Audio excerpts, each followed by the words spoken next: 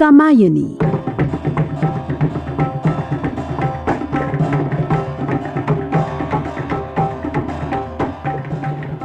कामायनी जयशंकर प्रसाद के सुप्रसिद्ध महाकाव्य कामायनी का ये रेडियो धारावाहिक नाट्य रूपांतर प्रस्तुत करने जा रहे हैं। पिछले भाग में आपने सुना, मनु के एकांत जीवन में श्रद्धा का प्रवेश होता है और उसमें जीवन जीने की लालसा जागृत होती है। कामदेव की वाणी आकाश में गुंजित होती है कि श्रद्धा उनकी और रति की संतान है। श्रद्धा जड़ और चेतन को एक सूत्र में बांधने वाली है, जीवन में आनंद का संचार करने वाली है। मनु श्रद्धा को पाने की इच्छा व्यक्त करता है तो कामदेव उसे इस योग्य बनने के लिए कहते हैं और काम के लिए प्रेरित करते हैं। मनु में वासना का प्रवेश होता है और कामाग्नि जागृत होती है। श्रद्धा का मनु के लिए समर्पण होता है। तो लीजिए आगे सुनिए कामायनी भाग 4।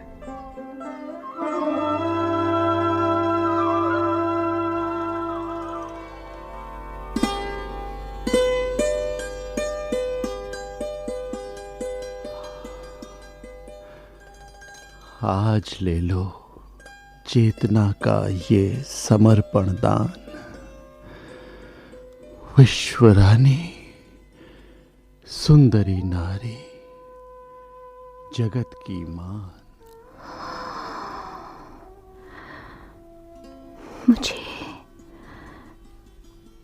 मुझे आत्मसमर्पण का आमंत्रण तो मिला, मैंने उसे स्वीकार भी किया, किंतु न जाने क्यों मेरा मन संकोच से दबा जा रहा है। लगता है जैसे कोई चुपके चुपके छिपे छिपे मेरी ओर बढ़ा चला आ रहा है। ठीक वैसे ही जैसे कोमल कोपल की ओट में नन्ही कली, जैसे संध्या के धुंधलके में दीपक की लौ। मुझे क्या होता जा रहा है? क्या मैंने कोई मधुर स्वप्न देखा है? मेरा मन उन्मादग्रस्त क्यों हो रहा है? मैं अपनी सुध बुध क्यों भूली जा रही हूं?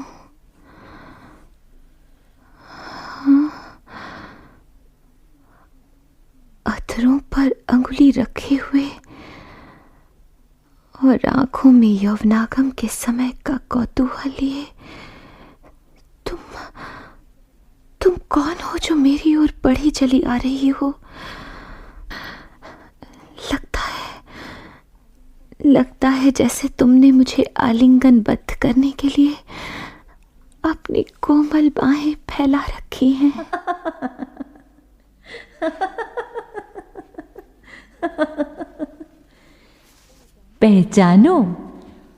पहचानो मुझे श्रद्धा। मुझसे तुम ये प्रश्न क्यों पूछ रही हो?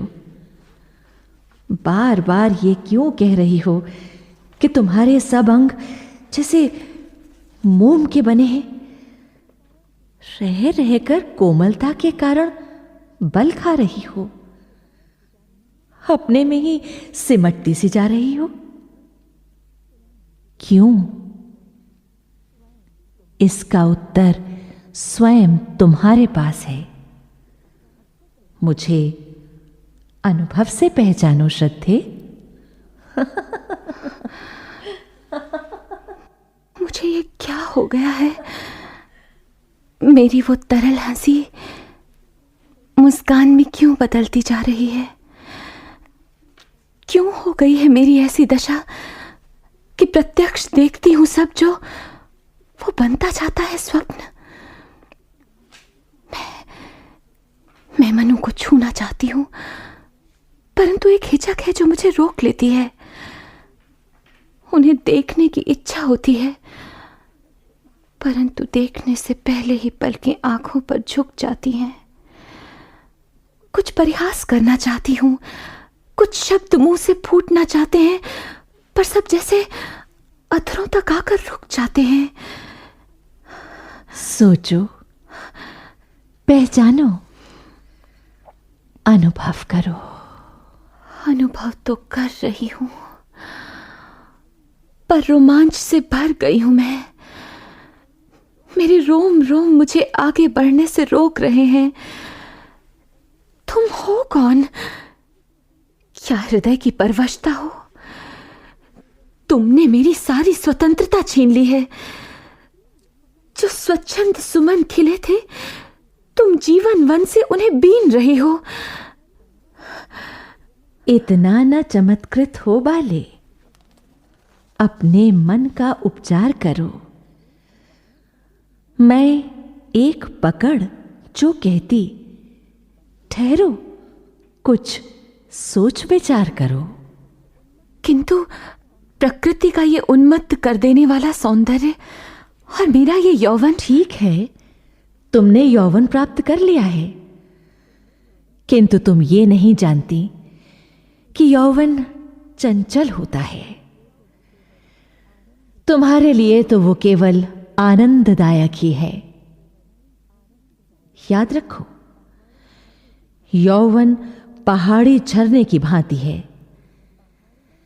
जैसे पहाड़ी झरना आकाश तक पहुंचने वाली पर्वत की ऊंची चोटियों से बहता हुआ चला आता है।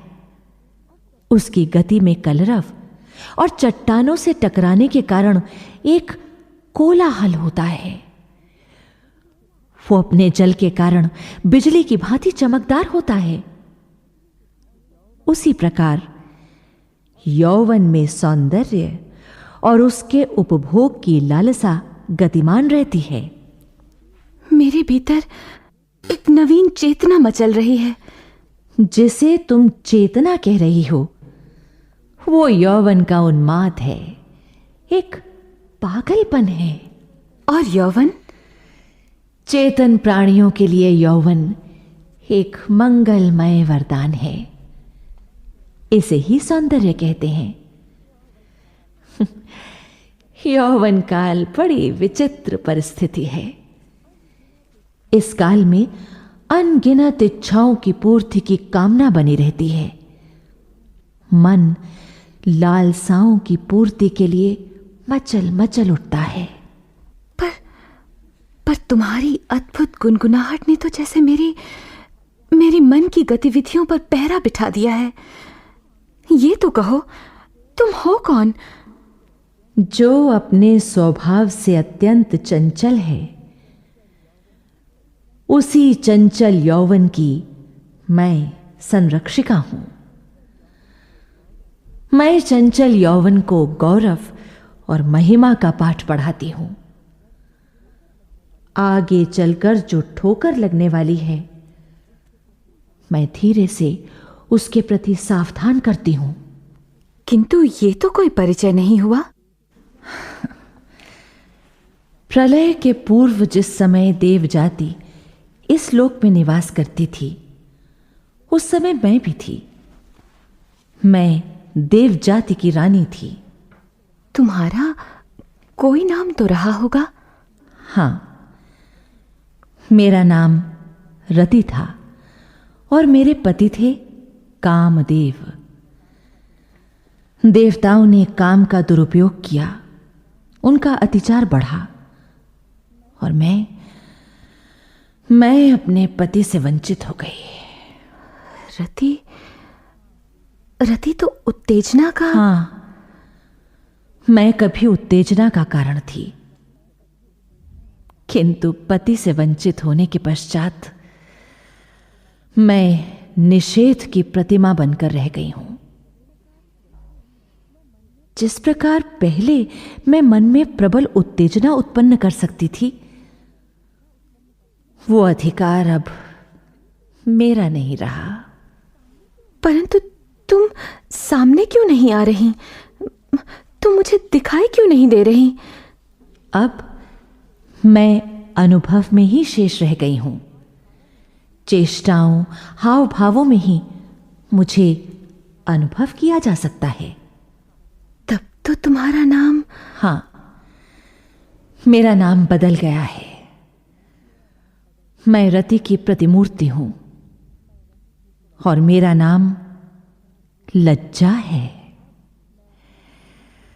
अब मैं अपने जीवन के अनुभवों के आधार पर नारियों को विनम्रता, संयम तथा शालीनता का पाठ पढ़ाती हूं। क्या ये एक प्रकार की परवशता नहीं है? नहीं श्रद्धे, नहीं। मेरे कारण किसी युवती की कोई हानि नहीं होती। मेरे कारण अर्थात लज्जा के कारण उसके सौंदर्य में वृद्धि ही होती है। मैं उसके कपोलों की लालिमा बन जाती हूं, आंखों में अंजन बनकर समा जाती हूं। मैं उसके घुंघराले बालों की लट बन जाती हूं, जिससे उसके मुखचंद्र की छवि और भी बढ़ जाती है। परंतु मन में तो तुम बाधा ही खड़ी करती हो। नहीं श्रद्धे, वो बाधा नहीं है। वो तो एक ऐसा अनुशासन है जो कहता है कि सहसा ही आत्मसमर्पण मत करो, बल्कि अपने अहम की, अस्तित्व की रक्षा के प्रति सजग रहो। तुम जो कुछ भी कह रही हो वो ठीक ही होगा, किंतु मैं तो दुविधा में पड़ गई हूं। मुझे ये तो बताओ कि मेरे जीवन का उद्देश्य क्या है? मैं किस रास्ते पर चलूं? मुझे तो इस संसार में चारों ओर घोर अंधकार ही दिखाई देता है। ऐसा केवल इसलिए कि तुम अपने आप को एक अबला नारी मात्र समझ बैठी हो। तुम्हें लगता है कि तुम्हारे अंगों की कोमलता और सुंदरता तुम्हारी पराजय का कारण बन जाएगी। शायद तुम ठीक ही कह रही हो। जिस प्रकार कोई आतप से तपा यात्री किसी विशाल वृक्ष की छाया पाकर उसी के नीचे अपनी यात्रा को समाप्त हुआ मान लेता है, वैसे ही मेरे मन में ऐसी मोह भरी कामना क्यों जागती है कि मैं किसी पुरुष का भरपूर विश्वास प्राप्त कर अपना सब कुछ उसे सौंप दूं और उसके आश्रय में अपना शेष जीवन काट दूं। श्रद्धे, शायद तुम मुझे ठीक से ग्रहण नहीं कर पा रही हो। थोड़ा चिंतन करो, विचार से काम लो। ऐसी बात नहीं है लज्जा। मैं जितना अधिक विचार करती हूं उतना ही अपने आप को असहाय पाती हूं। लगता है कि जैसे मैं अपने हृदय रूपी सरोवर की गहराई में बिना किसी आश्रय के तैर रही हूं। इस असहाय अवस्था में मैं किसी के सहारे का मधुर स्वप्न देख रही हूं। मैं नहीं चाहती कि मेरा वो मधुर स्वप्न टूट जाए। किंतु श्रद्धा, जीवन सपना तो नहीं है। तुम ही बताओ, क्या नारी के जीवन का यही वास्तविक चित्र है? क्या दुविधा और अस्पष्टता ही नारी का जीवन है? तुमने पूरे इस जीवन चित्र में जो रंग भर दिए हैं वे अस्त व्यस्त और व्याकुल कर देने वाले हैं। धुंधली और अस्पष्ट रेखाएं लेकर तुम चित्र को मूर्त रूप देना चाहती हो, पर मुझे तो और ही देख सुन पड़ता है।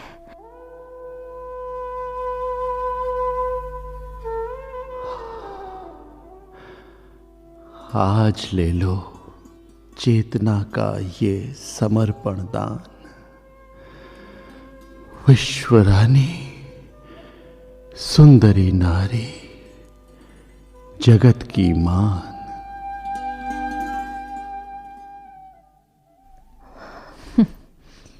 यही तो कठिनाई है तुम्हारी।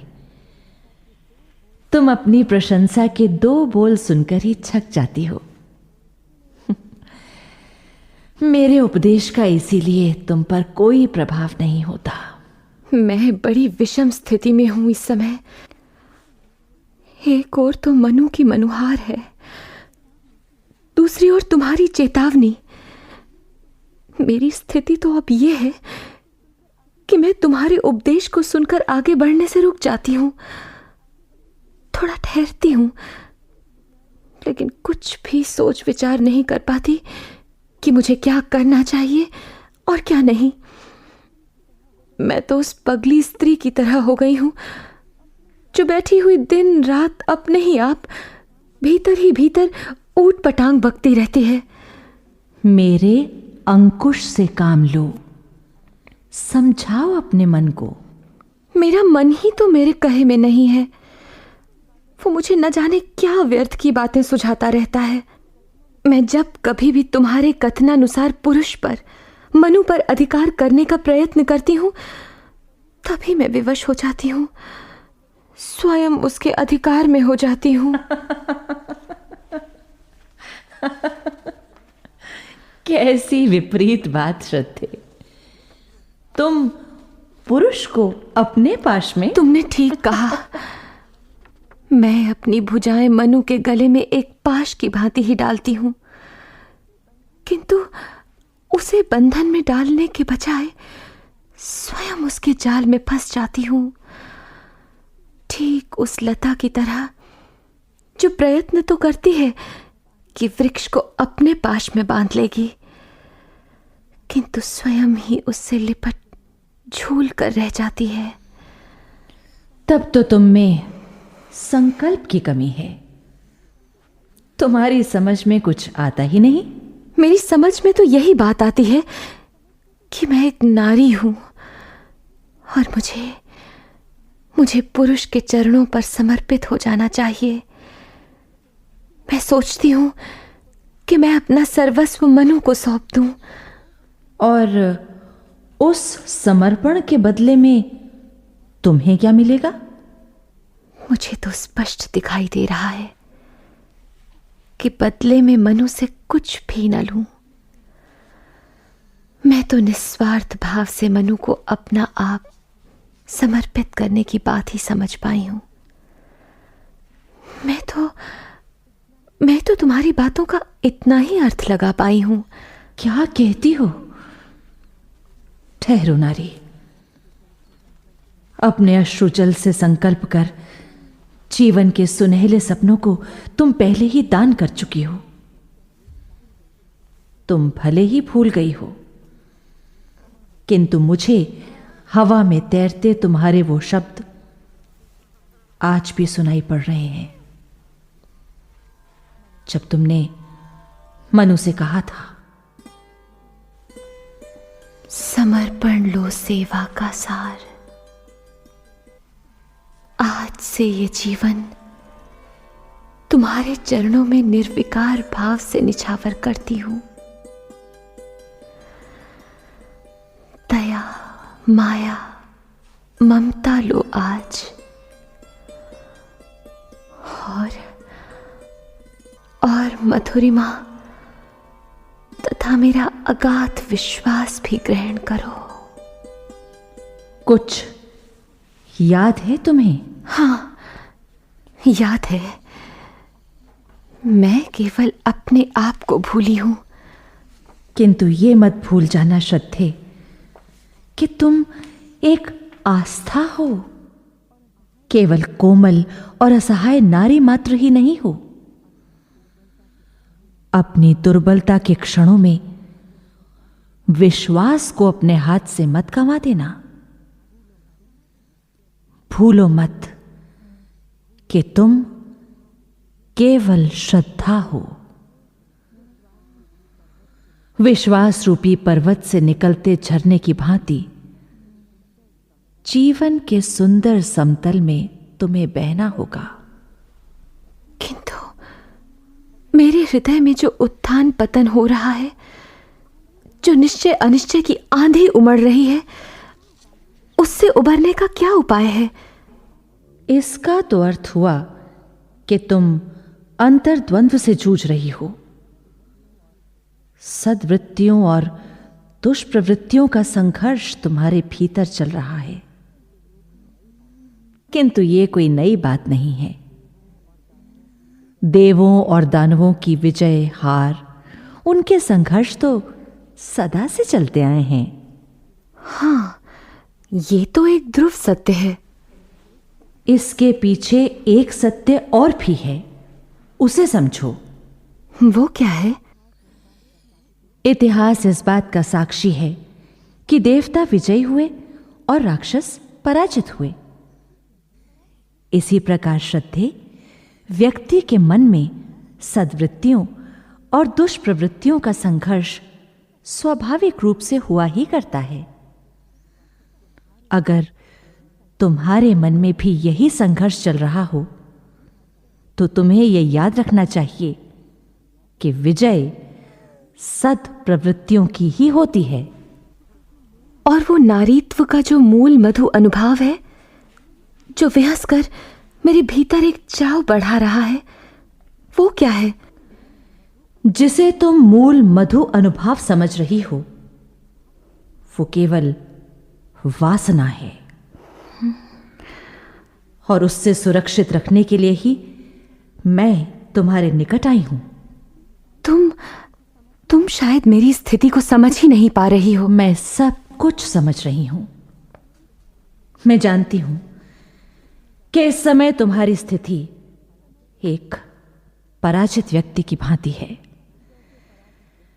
जैसे पराजित व्यक्ति विजेता को अपना सर्वस्व सौंपने के लिए विवश हो जाता है,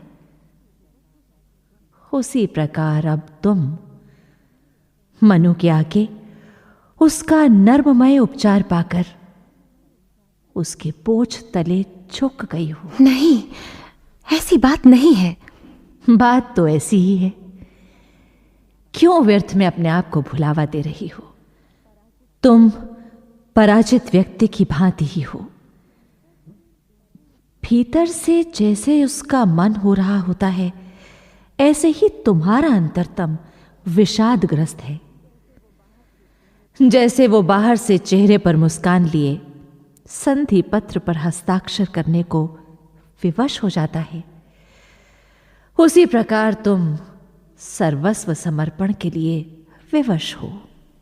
ये बात तुम इतनी दृढ़ता के साथ कैसे कह सकती हो? याद आया? याद करो, तुमने मनु से क्या कहा था? हाँ हाँ, याद करो। हाँ, याद आया। मैंने मनु से कहा था, हे देव, क्या आज का समर्पण नारी हृदय के लिए चिरबंधन बन जाएगा? और क्या कहा था? याद करो।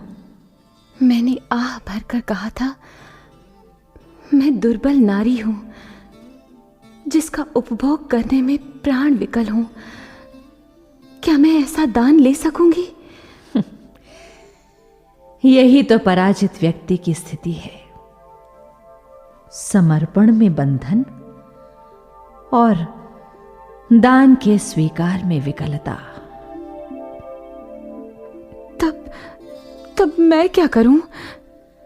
अब जब तुम पर मेरी बातों का कोई प्रभाव ही नहीं, तब आंसू से भीगे अंचल पर मन का सब कुछ रखना होगा। अब तो तुम्हें मुस्कुराते हुए संधि पत्र पर हस्ताक्षर करने ही होंगे। लज्जा, लज्जा, लज्जा, ओह लज्जा, नारी को भटकाने वाली या उसका संबल मेरी आंखों पर एक आवरण डालकर, मेरे कानों में अपनी गूंज छोड़कर मुझे निराश्रित छोड़कर चली गई। अब मैं निसंबल होकर तिरती हूं इस मानस की गहराई में, चाहती नहीं जागरण कभी सपने की इस सुधराई में।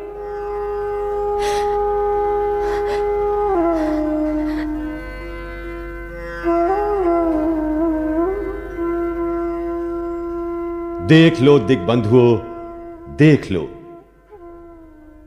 मनु के हाथों में अब सोमलता आ गई है। उसे मनु ने इस तरह थाम रखा है जैसे कोई कर्म सूत्र हो।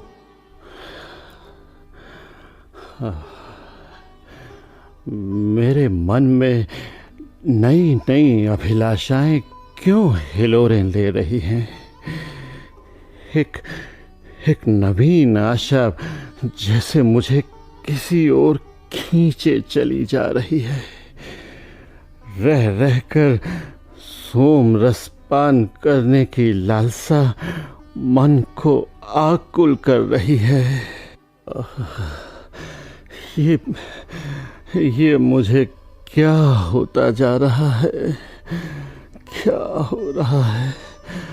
कहीं मैं भटक तो नहीं गया?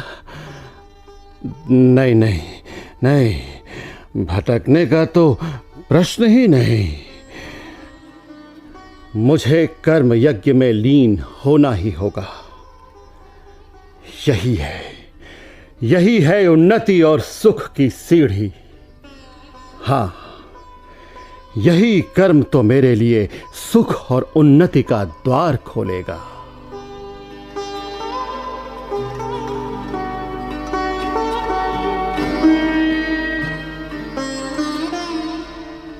कामायनी।